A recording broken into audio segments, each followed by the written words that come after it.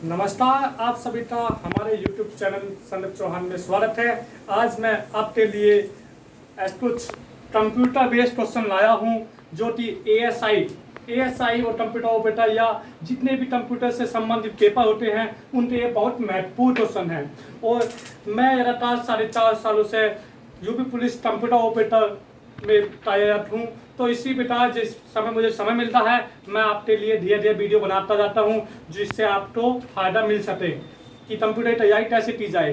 तो आज हम आपके सबसे पहले कंप्यूटर की जनरेशन, कंप्यूटर की पीढ़ी, कंप्यूटर कैसे कैसे विकास हुआ उसके बारे में मैं एक तरीके से बताऊंगा। सबसे पहले जो हुआ, फर्स्ट जनरेशन आई। फर्स्ट जनरेशन में क्या हुआ, वैक्यूम ट्यूब बेस। एक वैक्यूम ट्यूब होती थी, लंबी सी बोतल सी होती थी और उसके अंदर जो होता था एक कैथोड होता था। ये जो वैक्यूम ट्यूब होती थी इसके माध्यम से जो इलेक्ट्रिसिटी होती थी, जो करंट का प्रवाह होता था वो कंट्रोल किया जाता था। तो जो लाइट की सप्लाई होती थी उसे कंट्रोल करने के लिए क्या था, वैक्यूम ट्यूब। तो वैक्यूम ट्यूब बेस्ड कौन सी जनरेशन थी, पहली जनरेशन। और जनरेशन कौन से सन से कब तक थी, 1946 से 1956। और वैक्यूम ट्यूब का जो आविष्कार किया था वो किसने किया था, जॉन एम्ब्रोस फ्लेमिंग ने किया था। तो सबसे पहले क्वेश्चन यही पूछ लिया जाता है कि वैक्यूम ट्यूब कौन सी जनरेशन से संबंधित थी। वैक्यूम ट्यूब जो फर्स्ट जनरेशन से संबंधित थी। ये छोटे छोटे क्वेश्चन आ जाते हैं पेपर में और हम रात कल बैठते हैं तो हमें सीख लेना चाहिए, जान लेना चाहिए हमें जनरेशन के बारे में, क्योंकि बहुत छोटा लेवल का पेपर जब आता है तो ये चीज़ पूछ ली जाती है। हाई लेवल के पेपर में भी कई बार पूछ लिया जाता है, बच्चा बैठता है। तो मैं आज आपको जनरेशन हो गया, इनपुट आउटपुट डिवाइस हो गई और डेटा मेजरमेंट हो जाती। कंप्यूटर में कौन सी बिट यूज होती है, कौन सी यूज होता है। तो हमने फर्स्ट जनरेशन बताया। फर्स्ट जनरेशन में जो थी वैक्यूम ट्यूब यूज होती थी, जो थी बहुत ज़्यादा हीट होती थी। उस समय क्या होता था, जो कंप्यूटर का साइज था, कंप्यूटर का जो साइज था वो बहुत यूम के बराबर था, एक कमरे के बराबर होता था। और वैक्यूम ट्यूब जो होती थी बहुत गर्म हो जाती थी। इसमें जो कंप्यूटर थे उनका साइज कितना होता था, उनका साइज 27 टन होता था। और उस समय बिजली कितनी कंज्यूम होती थी, बिजली जो होती थी लाइट वो होती थी 150 वाट। 150 वाट जो लाइट कंज्यूम होती थी। और जो क्या बोलते हैं उसको, इसमें जो लैंग्वेज यूज होती थी, लैंग्वेज जो यूज होती थी वो मशीन लैंग्वेज यूज होती थी। कंप्यूटर में 0 और 1 ही यूज होता था और ये ही यूज होता बाइनरी। और ये मशीन लैंग्वेज थी और मशीन लैंग्वेज समझना बहुत डिफिकल्ट था। तो सबसे पहले हमने फर्स्ट जनरेशन में क्या था पाया है कि इसमें कितनी लाइट कंज्यूम होती थी, पावर 150 वाट होती थी। और इसमें जो वजन होता था कंप्यूटर का पूरा 27 टन, जो कि पूरे यूम में के बराबर होता था। और वैक्यूम ट्यूब में क्या समस्या आई थी, वो हीट हो जाती थी, गर्म हो जाती थी जल्दी से। और वैक्यूम ट्यूब कुछ समय बाद, काफी समय बाद खराब हो जाती थी जब ज्यादा गर्म हो जाएगी। तो ये इसका डिसएडवांटेज था। वैक्यूम ट्यूब क्या कहती थी, वैक्यूम ट्यूब से हम जो इलेक्ट्रिसिटी थी उसे कंट्रोल करते थे। करंट का प्रवाह, लाइट का प्रवाह जो होता था, लाइट करंट धारा का प्रवाह जो होता था वो कंट्रोल होता था। तो फर्स्ट जनरेशन में जो हमारी जो लैंग्वेज आई वो कौन सी आई, मशीन लैंग्वेज। पहली में I machine language. Machine language I. तो हमने पहली जनरेशन कब से कब तक आई, 1946 से 1956 तक। दूसरी जनरेशन में जो इसका जो डिसएडवांटेज था वैक्यूम ट्यूब, इसको हटाया गया क्योंकि इसमें समस्या यही थी, जल्दी हीट हो जाती थी, गर्म हो जाती थी। और ये उसके बाद उसमें इसकी स्पीड स्लो होती थी। सबसे मेन पर्पज ये थी कि इसकी स्पीड बहुत स्लो आती थी। स्पीड स्लो है, पावर ज़्यादा लेती है, वजन ज़्यादा है, तो क्या फायदा। तो धीरे धीरे विकास हुआ। दूसरी चीज जो हमारा दूसरा कंसेप्ट आया वो आया ट्रांजिस्टर बेस। दूसरी जनरेशन कहो तो दूसरी पीढ़ी आई। जब दूसरी पीढ़ी आई 1956 से 1964 के बीच, उससे पहले ट्रांजिस्टर का विस्तार हो चुका था 1947 में। विलियम शार्टले द्वारा हमारा ट्रांजिस्टर का आविष्कार हो गया था। कई बार क्वेश्चन पूछा जा सकता है ट्रांजिस्टर का आविष्कार किसने किया। ट्रांजिस्टर का आविष्कार विलियम शार्टले ने किया था 1947 में। और उसी के बाद ही हमारी दूसरी जनरेशन आई है 1956 में। इसमें ट्रांजिस्टर, ये वही ट्रांजिस्टर है जो हम हाई स्कूल इंटर क्लास में पढ़ते हैं, एनपीएन NPN, PNP, ये वही ट्रांजिस्टर थे इसमें जिसमें 3 टर्मिनल होते हैं।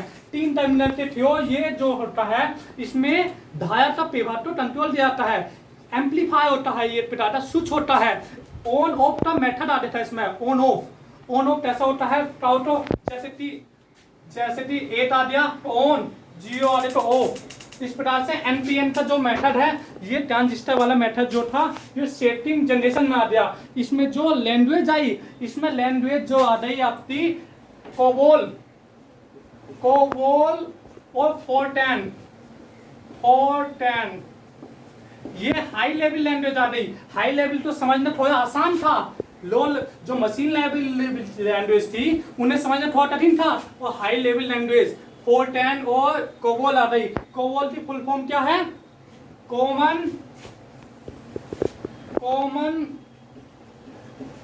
Common oriented business language. COBOL की फुल फॉर्म कई बार पूछ रही है पेपर में, विगत वर्षों में। फोर्टेन की जो फुल फॉर्म है वो है फॉर्मूला ट्रांसलेशन।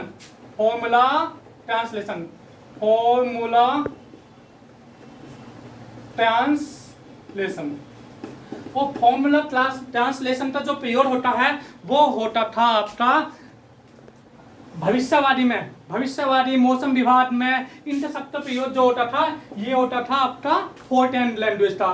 कोबोल का बिजनेस लेवल पर होता था, बिजनेस जो यूज होती थी कोबोल लैंग्वेज होती थी। तो हमने आपको इसमें क्या होता था, स्टोरेज डिवाइस, जो फर्स्ट जनरेशन में स्टोरेज डिवाइस थी वो कौन सी थी? मैग्नेटिक डैम इतने बड़े बड़े होते थे और उनमें इतना सा स्टोर होता था, तो मैग्नेटिक डैम इसमें स्टोरेज यूज होती थी, मैग्नेटिक डैम। और जो सेटिंग जनरेशन में आई, सेटिंग जनरेशन में मैग्नेटिक टैब आ गया। मैग्नेटिक टैब आपने देखा होगा, जब पिक्चर स्टार्ट होती थी स्टार्टिंग में तो एक तरफ से गोल रोल जो चक्का होता था वो दूसरी तरफ बढ़ता जाता था, इस प्रकार से था कंसेप्ट। ये एक तरफ तक खाली होता जाता था, दूसरी तरफ तक भरता जाता था। ये मैग्नेटिक टैब है, ये आपने देखा होगा, इसमें स्टोरेज डिवाइस के रूप में काम किया है। और इसमें दूसरी एक तो लैंग्वेज आती हमने कोबोल है और फोर्टेन है, और इसका जो सन है आपको याद रखना है। और आविष्कार किसने दिया था? विलियम शार्पले ने, 1956 से 1964। लैंग्वेज अभी कोबोल और फोर्टेन आ गई। इसके अलावा आपको जो तीसरा कंसेप्ट आया है आईसी।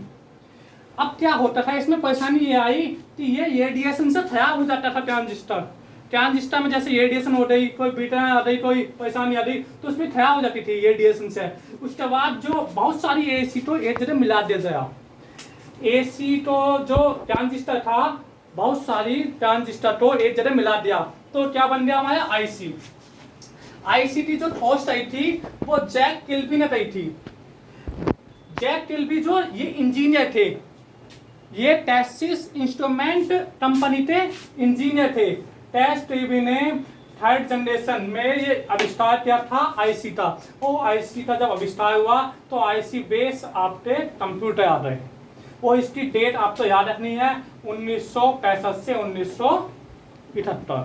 ये सन आपको याद रखना है। थर्ड जनरेशन का पूछ ले आता कई बार तो सन ऐसा पूछा जाएगा कि बताओ सेकंड जनरेशन में कौन सी टेक्नोलॉजी पर यूज होता था कंप्यूटर, कौन सी टेक्नोलॉजी थी? ट्रांजिस्टर बेस्ड थी। पहली जनरेशन में क्या थी? वैक्यूम ट्यूब थी। थर्ड जनरेशन में क्या था? IC, integrated circuit.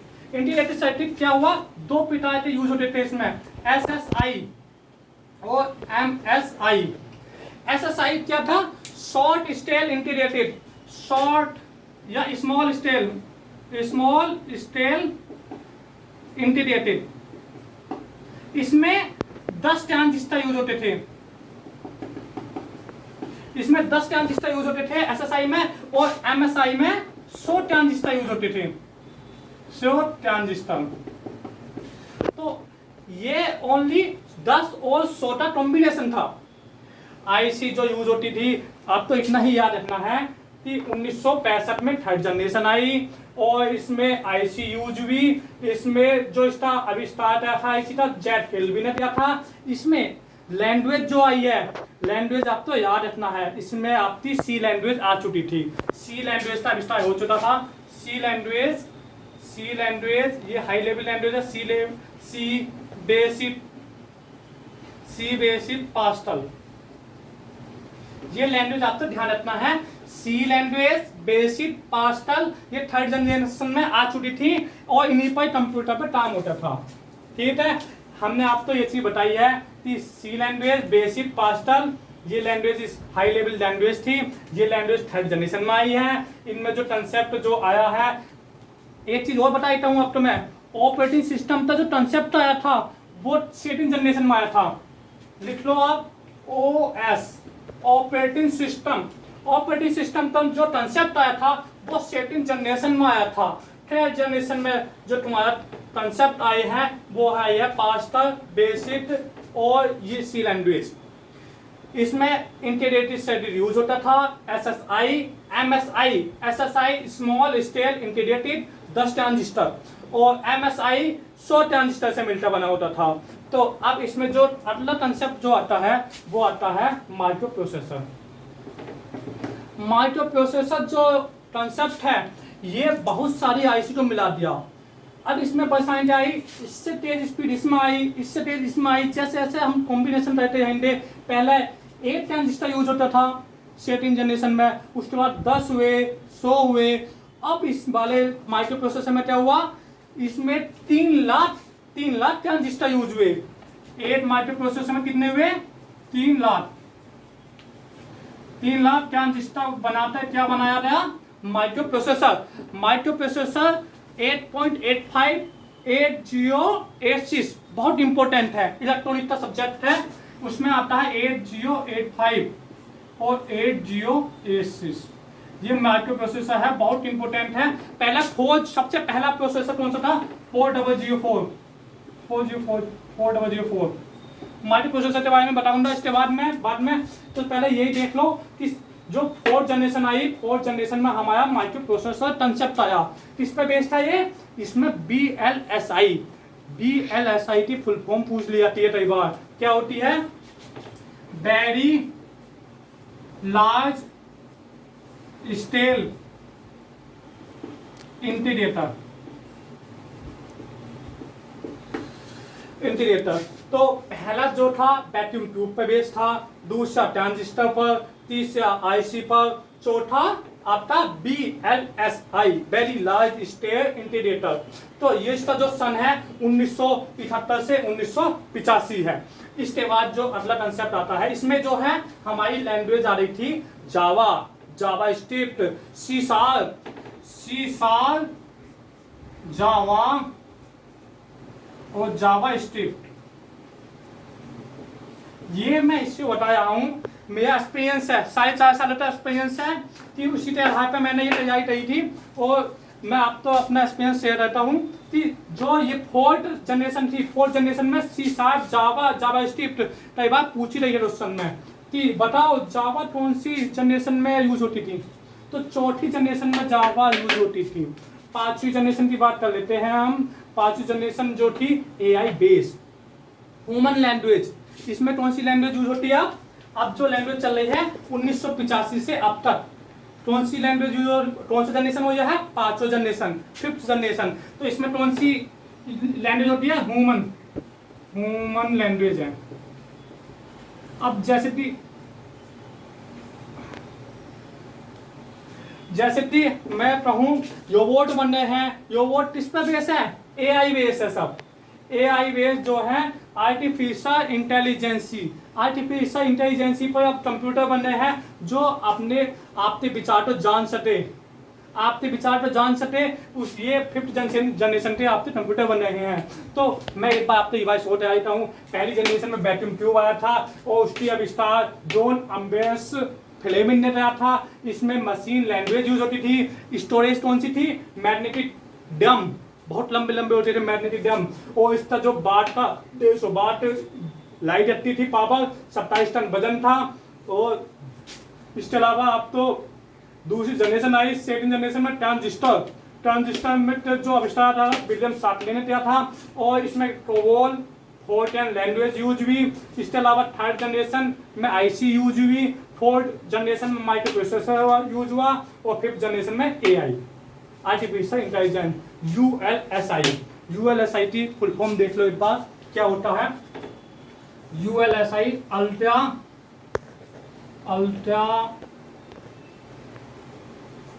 Large scale integrator.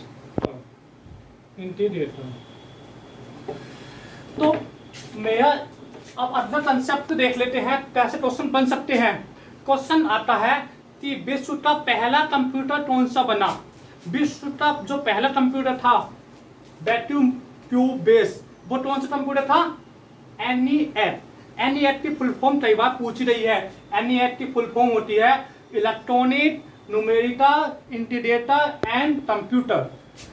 एक बार वो ध्यान दे लो, ये क्वेश्चन बहुत इंपॉर्टेंट है, कई बार आ चुका है पेपर में।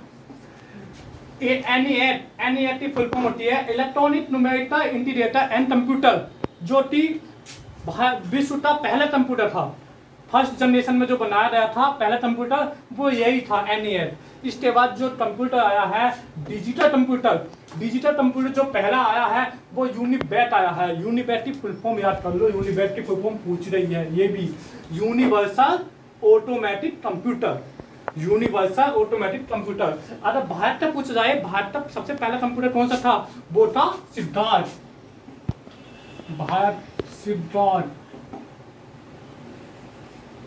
भारत का पहला कंप्यूटर, फर्स्ट कंप्यूटर भारत का।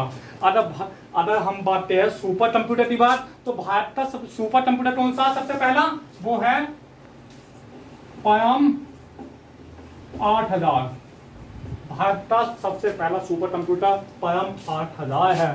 तो इसी प्रकार हम अगले टॉपिक पर आते हैं, input output device. Input output device की बात करने से पहले ये क्या चीज है, इनपुट आउटपुट डिवाइस समझ लेते हैं। ये क्या होता है, ये हमारा कंप्यूटर है। ये हम कोई भी चीज इंस्ट्रक्शन देते हैं या कोई बटन दबाते हैं, कोई भी काम करते हैं स्टार्टिंग वाला, ये होता है इनपुट। और हमें जो इससे मिल गया है वो होता है आउटपुट। जैसे प्रिंटर हो गया, प्रिंटर हमने कोई कमांड दी तो वो हमने जो कमांड दी वो इनपुट हो गया, और इसके अंदर क्या होता है, प्रोसेस। इस कंप्यूटर के अंदर प्रोसेस होता है और आउटपुट में क्या आता है, प्रिंट आउट होकर निकलता आ जाता है पेज। तो हमने जो इसके कंपोनेंट है, तो कंपोनेंट के बारे में डिस्कस किया है। कंपोनेंट डिवाइस देखो, इनपुट आउटपुट डिवाइस होती है और कुछ डिवाइस ऐसी है जो दोनों होती है। तो इन डिवाइस से भी क्वेश्चन बन जाता है, डिवाइस से क्वेश्चन जरूर बनता है। कीबोर्ड कौन सी डिवाइस है, कीबोर्ड इनपुट डिवाइस है, जो कि हम टाइपिंग करते हैं उससे हमें कुछ आउटपुट करने मिल जाए उससे। माउस कैसी डिवाइस है, इनपुट डिवाइस है। स्कैनर, हम कोई भी चीज स्कैन करते हैं कंप्यूटर में, क्या है ये, इनपुट डिवाइस है। जॉयस्टिक, हम गेम खेलते हैं, गेम खेलने के लिए क्या होता है, जॉयस्टिक है, इनपुट डिवाइस है। टच पैड है, टच पैड जो हो गया ये आपका क्या हो गया, इनपुट डिवाइस है। अगर आता टच स्क्रीन आता तो टच स्क्रीन आपका इनपुट आउटपुट दोनों डिवाइस है। तो हम उस पर बटन दबाते हैं टच स्क्रीन पे, वो आउटपुट उल्टा आ जाता है। तो आपका टच पैड है, टच पैड इनपुट डिवाइस है। माइक्रोफोन है, माइक्रोफोन कौन सी डिवाइस है, इनपुट डिवाइस है। कैमरा कैसी डिवाइस है, इनपुट डिवाइस है। बारकोड रीडर कौन सी डिवाइस है, इनपुट डिवाइस है। कई बार क्वेश्चन पूछा गया है MICR, इंपोर्टेंट है, लिख लो, बना लो, छपने वाला है ये question. MICR magnetic int character reader, कई बार इसकी जगह इटोनाइजेशन दे देते हैं, जो कि गलत है। क्वेश्चन आया हुआ कई बार इटोनाइजेशन देते हैं, MICR magnetic int character reader. अब अगला देख लेते हैं आउटपुट डिवाइस। आउटपुट डिवाइस कौन कौन सी होती है, आउटपुट डिवाइस वो डिवाइस जो कि हमें रिजल्ट मिलता है, परिणाम मिलता है चीज का। हमने कोई कमांड दी और हमें आउटपुट मिल गया। तो देख लेते हैं मॉनिटर, हमें क्या होता है, शो होता है कोई भी चीज, कोई डॉक्यूमेंट या कोई भी प्रोग्राम हमें क्या होता है, शो होता है। टाइप है एलईडी की फुल फॉर्म क्या है, लाइट इमिटिंग डायोड।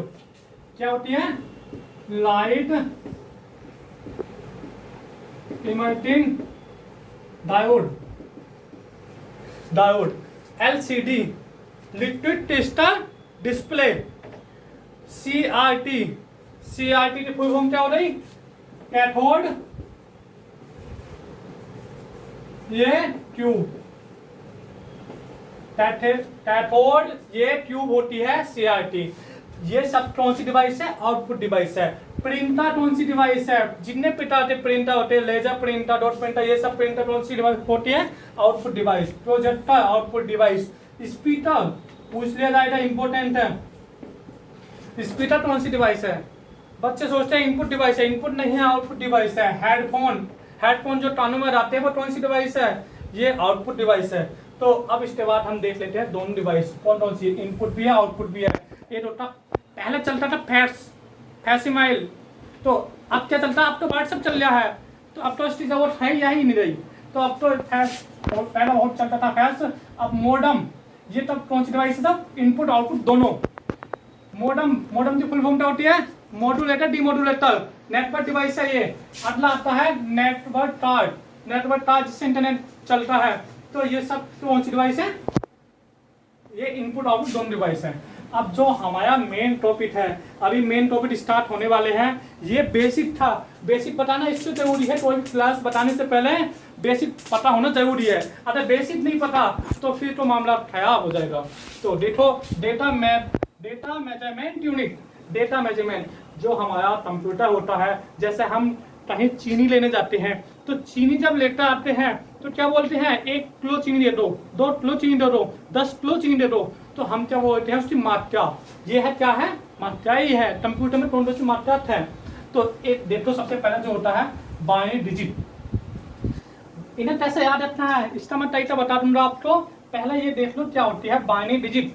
8 डिजिट होती है, ठीक है। सबसे पहले निबल, 8 निबल में कितने बिट होती है? 4 बिट, 4 बिट। और इसके अलावा 8 बाइट, 8 बाइट बराबर कितना होता है? 8 बिट। 1 किलोबाइट, 1 KB बराबर कितना होता है? 8024 बाइट। 8 MB बराबर 8 MB, 8 मेगाबाइट 8024 KB। 8 GB बराबर 8024 MB। इन्हें याद करने का सिंपल तरीका है, याद करियो KMGT पैच।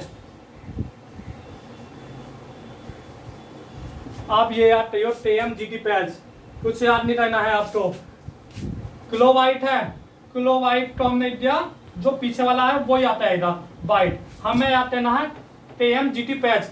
MB देखना है, MB ये नीचे वाला आता आएगा, ये इस पर ट्रांसफर होता जाएगा। ध्यान रखना, जो पूछा जाएगा वो ऊपर वाला आएगा। जैसे मैं पूछ लूं आपसे 8 पेटाबाइट बराबर क्या? 8 पेटाबाइट आप क्या बताओगे? 8024 टेराबाइट। ऊपर वाला आ जाएगा नीचे। देख लो, 8 पेटाबाइट चेक कर लेते हैं, 8024 टेराबाइट। अगर मैं कह दूं आपको 8 GB बराबर क्या बताना है आपको? 8024 MB। अगर मैं आपसे पूछ लूं 8 टेराबाइट, नहीं 8 एराबाइट, 8 एराबाइट बराबर क्या? 8024 पेटाबाइट, 8024 पेटाबाइट। इसके अलावा जेटाबाइट को चेक कर लेते हैं। जेटाबाइट में क्या यह है? जेटाबाइट बराबर 8 जेटाबाइट बराबर 8024 टेराबाइट। देख लो, यही है ना। आप तो मैं बता रहा हूं, जो भी चीज पूछना हो डायरेक्ट ऊपर वाला नीचे आ जाएगा। देख लो, KMGT पैच जाता है ना आपको, KMGT पैच, ये याद कर लो। आपको एक नंबर जरूर पक्का हो जाएगा आपका। ये ओ पैटर्न में क्वेश्चन आया हुआ है इसका, और ओ पैटर्न में किस प्रकार से क्वेश्चन आया हुआ है? इस प्रकार से आया है, KB, MB, TB और TB। इनमें आयोही टर्म में याद हो, इन्हें आयोही टर्म में तो जब याद पाने, जब आपको याद होगा तो आपका याद करना है KMGT पैच। KMGT पैच से क्या हो गया? जो भी पूछा है वो ऊपर वाला। 8 GB बराबर 8024 MB। चेक कर लो। 8 GB ये है बराबर 124 MB। चेक कर लो। 8 पेटाबाइट बराबर क्या? 8024 टेराबाइट। 8024 टेराबाइट है नहीं है? 8024 टेराबाइट है। तो आज हमने आपको बेसिक लेक्चर बताया, बेसिक कंप्यूटर अपना एक्सपीरियंस बताया है कि किस प्रकार से आपको तैयारी करनी चाहिए कंप्यूटर के बारे में। तो आज की क्लास हम यहीं समाप्त करेंगे और धन्यवाद, नमस्कार।